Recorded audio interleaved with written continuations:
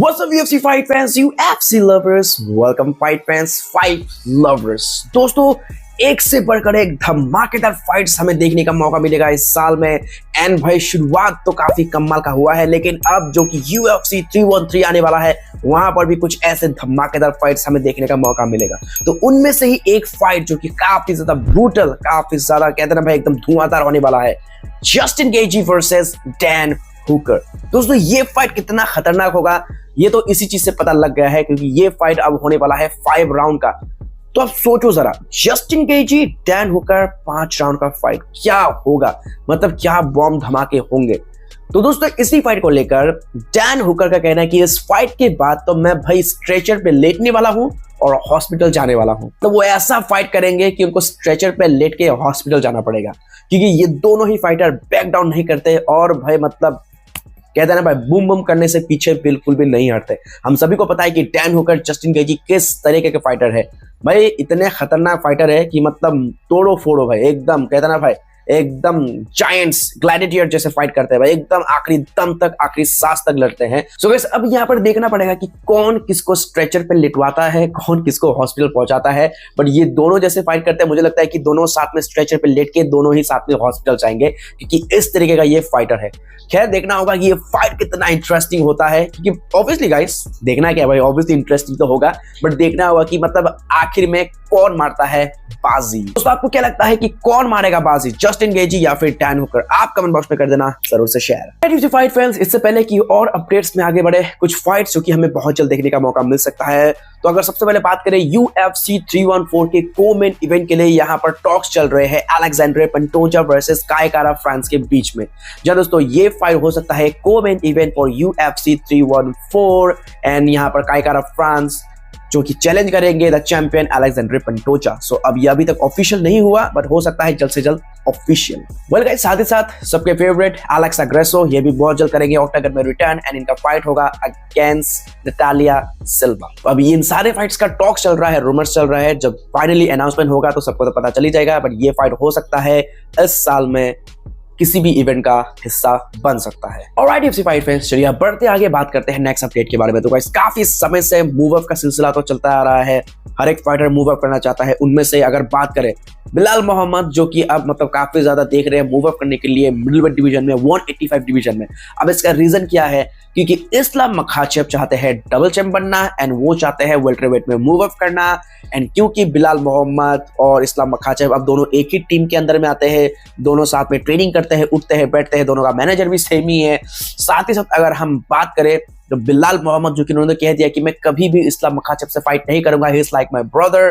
तो अब उनके पास चॉइस क्या है, बेल्ट को वेकेट करके मिडिल वेट में मूव अप करने का। सो अब यहाँ पर देखना पड़ेगा, अगर यहाँ पर बिलाल मोहम्मद मूव अप करते हैं एंड वेल्टरवेट में इस्लाम मखाचेव आते हैं तो फिर क्या होता है, क्या बिलाल मोहम्मद मिडिलवेट में जाके चैंपियन बन पाएंगे? तो इसका यहाँ पर आंसर दिया है खुद the current middleweight champion Dricus du Plessis ने। ड्रिकस डुप्लेसिस का कहना है कि भाई ये बिलाल मोहम्मद तो ऐसे बोल रहा है जैसे इसके पास मतलब बहुत ही चॉइस है कि भाई मिडिलवेट में जाऊंगा ऐसे ही चैंपियन बन जाऊंगा।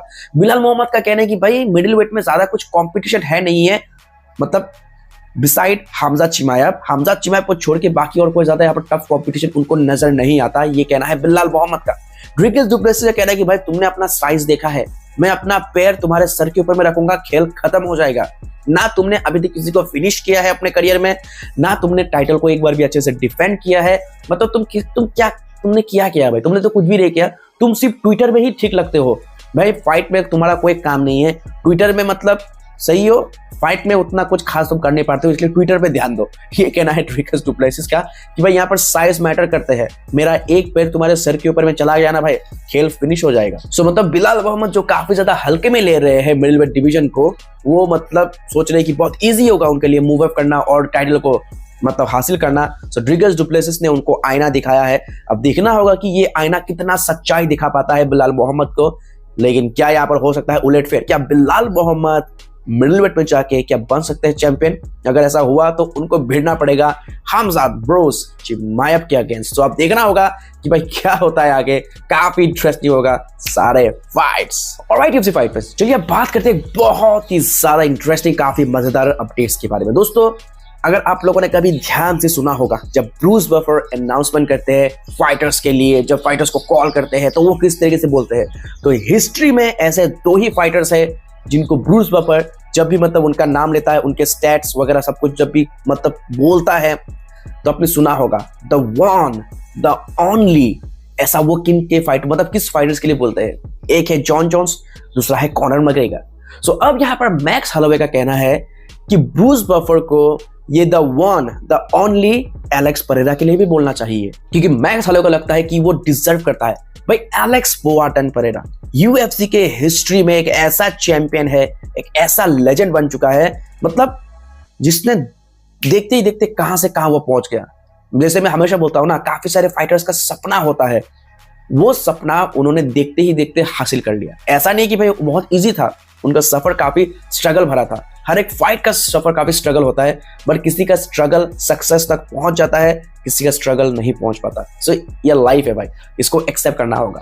अब मैं भी बोलूंगा कि मैं हर दिन वीडियो डालता हूँ, फिर भी क्यों इतना ज्यादा मतलब खास रिस्पॉन्स वगैरह ज्यादा नहीं आता है बाकी जितने भी मतलब चैनल्स के मुकाबले। सो देखो, हर किसी का कहता है ना भाई, टाइम लगता है कि हर किसी को जल्दी मिल जाता है, किसी को थोड़ा सा टाइम लगता है। तो इसी चीज पे तो भाई चलता है ना, अगर हर चीज जल्दी जल्दी मिल जाए तो फिर उसको हासिल करने का मजा ही क्या है। खैर यहाँ पर थोड़ा टॉपिक से हटके चला गया था। मैं बोल रहा हूँ कि मैक्स होलोवे को लगता है कि ब्रूस बफर को ये बोलना चाहिए the one the only Alex Poatan Pereira, ये बोलना चाहिए, क्योंकि ये बंदा, ये फाइटर, ये लेजेंड डिजर्व करता है ये 2 शब्द। क्योंकि ब्रूस बफर अभी तक सिर्फ जॉन जोन्स और कॉनर मैग्रेगर के लिए बोलते हैं। तो क्या आप लोगों को भी लगता है कि एलेक्स परेरा डिजर्व करता है? क्योंकि सच में उसने इतने कम टाइम में जो अचीव किया है ना यूएफसी की दुनिया में, काफी फाइटर्स का सपना होता है, उसने ये सपना सच करके दिखाया। एंड भाई कितने सारे शॉर्ट नोटिस फाइट उन्होंने एक्सेप्ट किए, मतलब बीमार में, टूटे हुए पैर के साथ, सोचो आप, ब्रोकन टो के साथ उन्होंने कितने सारे मतलब शॉर्ट नोटिस फाइट एक्सेप्ट किए हैं। एक चैंपियन होके उसने मतलब कभी भी बैक डाउन नहीं किया।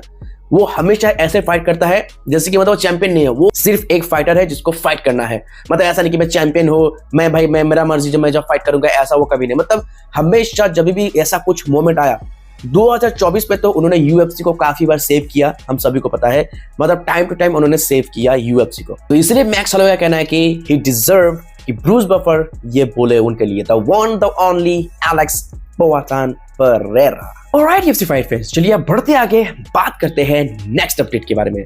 तो गाइस, ड्रिकस डुप्लेसिस का स्टाइल इतना अतरंगी है, हर कोई इसके बारे में बात करता है। मैं मतलब ये किस टाइप का फाइट करता है भाई, ना फुटवर्क है ना कुछ है, एकदम ड्रंक एंड मास्टर की जैसा फाइट करता है।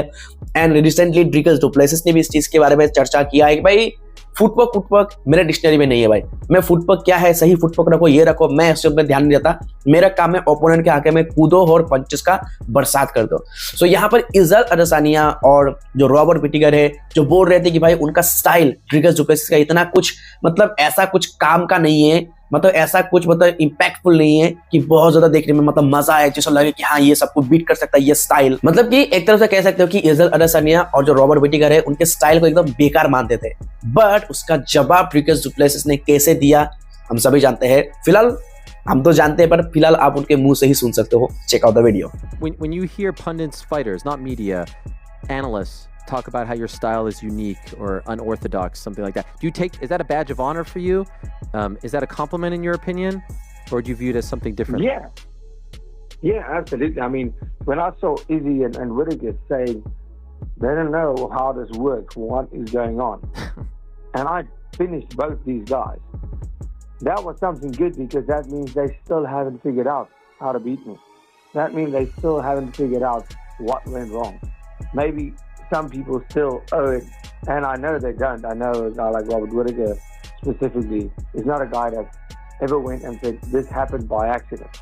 So, सुना आप लोगों ने ड्रिकस डुप्लेसिस ने यहाँ पर कैसा रिप्लाई दिया। ऑब्वियसली जितना भी बोलो कि बेकार है, एकदम कुछ काम का नहीं है फाइटिंग स्टाइल, बट सच तो यही है कि इसी फाइटिंग स्टाइल से ड्रिकस डुप्लेसिस चैंपियन भी बना और फॉर्मर चैंपियंस को बीट भी किया, और ऐसे बीट किया कि सब देखते रह गए। एक चैंपियन को सबमिट करवा दिया, दूसरे चैंपियन को नॉक आउट कर दिया। सो यही चीज वो बोल रहे हैं कि मेरा फाइटिंग स्टाइल इतना तो काम का है कि इन दोनों को बीट करने लायक तो है, और बीट करके भी दिखाया।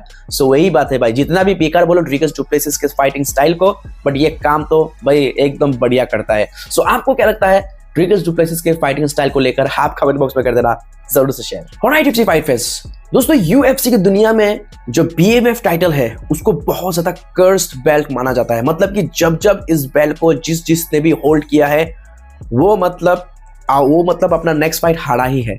अगर हम जैसे देखें कि होर्हे मास्विडल जब उन्होंने बीएमएफ टाइटल जीता था नेट डियाज के साथ फाइट करके, तब यहाँ पर कमारू उस्मान ने उनको नॉक आउट कर दिया था।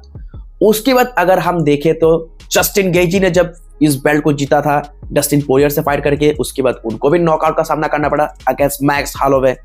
एंड उसके बाद मैक्स हॉलोवे का क्या हुआ ये तो हम सभी जानते हैं। लेकिन दोस्तों इससे भी बड़ा कर्स्ड बेल्ट अगर कोई है तो वो है लाइट वेट इंटरम टाइटल। अगर आप लोगों को याद होगा कि लाइट वेट में ऐसे 3 इंटरम चैंपियन रहे हैं जो कभी भी चैंपियन नहीं बन पाए हैं, वो अनडिस्प्यूटेड चैंपियन नहीं बन पाए हैं। तो इस लिस्ट में अगर हम देखें तो 3 ऐसे इंटरम चैंपियन है जैसे कि Dustin Poirier, Tony Ferguson, Justin Gaethje. तो ये ऐसे 3 इंटरम चैंप्स है जो कभी भी जो रियल बेल्ट है असली चैंपियन वाला वो कभी भी वो जीत नहीं पाए अपने करियर में। तो ऐसे ये 3 इंटरम चैंप्स है। तो दोस्तों आप लोगों को क्या लगता है कि कौन सा बेल्ट ज्यादा कर्स्ड है, इंटरम लाइटवेट बेल्ट या फिर बीएमएफ बेल्ट? क्या लगता है आपको? आप कमेंट बॉक्स में कर देना जरूर से share. Alright UFC fight fans, चलिए बढ़ते आगे, बात करते हैं नेक्स्ट अपडेट के बारे में। तो गाइस खलील राउंट्री जूनियर जिनको मिला था एक काफी शानदार मौका to fight against Alex Poatan Pereira for the light heavyweight title, but उन्होंने काफी कमाल का फाइट किया। सच में एलेक्स परेरा को दिखाया कि एलेक्स परेरा भी एक इंसान है। पूरे 4 राउंड तक उन्होंने एलेक्स परेरा के साथ पूरा कहते ना भाई वॉर लड़ा, बट एंड में वो हार तो गए, बट क्या फाइट किया खलील राउंट्री जूनियर ने।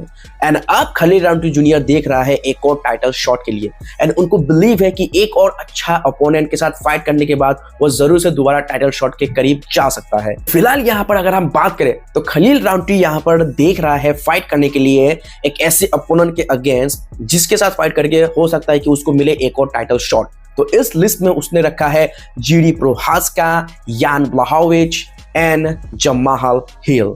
तो इन किसी के साथ फाइट करके मिल सकता है उनको टाइटल शॉट। अब ये ऐसा होगा नहीं होगा, अब जब इनका नेक्स्ट फाइट होगा तभी हमें पता चलेगा। बट फिलहाल क्योंकि यहाँ पर एक तरफ जहां जीडी प्रोहास का डिमांड कर रहे हैं कि उनको चाहिए नेक्स्ट टाइटल शॉट, यानी कि यूएफसी 313 में जो भी जीतेगा उसके अगेंस्ट फाइट करना चाहते हैं जीडी प्रोहास का। बट अगर हम बात करें फिलहाल जमाल हिल, तो मुझे लगता है नहीं है कि इतनी जल्दी वो दोबारा ऑक्टागन में रिटर्न करेंगे, क्योंकि जिस तरीके से उनका लास्ट फाइट गया तो इतनी जल्दी तो वो कमबैक नहीं करने वाले हैं। हाँ, यान ब्लहॉविच मुझे लगता है कि वो शायद फाइट करने के लिए अवेलेबल हो सकते हैं। सो मुझे लगता है कि खलील राउंट्री अगर फाइट कर सकता है तो यान ब्लहॉविच के साथ ही नेक्स्ट कर सकता है। बट अब यूएफसी क्या अनाउंसमेंट करता है, यूएफसी क्या डिसाइड करता है खलील राउंट्री और यान ब्लहॉविच के लिए, ये देखने में भी बहुत ही ज्यादा इंटरेस्टिंग होगा। तो तब तक बस हमें इंतजार करना पड़ेगा कि कौन होगा नेक्स्ट खलील राउंट्री का ओपोनेंट। भाई डेना वाइट जब तक अनाउंस ना करे तब तक शांति से बैठो और मजा लो। Alright UFC fight fans, that's it for today's video. I hope कि ये सारे अपडेट्स आपको बहुत ही ज्यादा पसंद आएगा। दोस्तों वीडियो पसंद आया लाइक करना, चैनल पर नए हो सब्सक्राइब करना बिल्कुल भी मत भूलना। मिलते हैं किसी और अगले वीडियो में, तब तक के लिए take care, keep watching UFC ना हिंदी।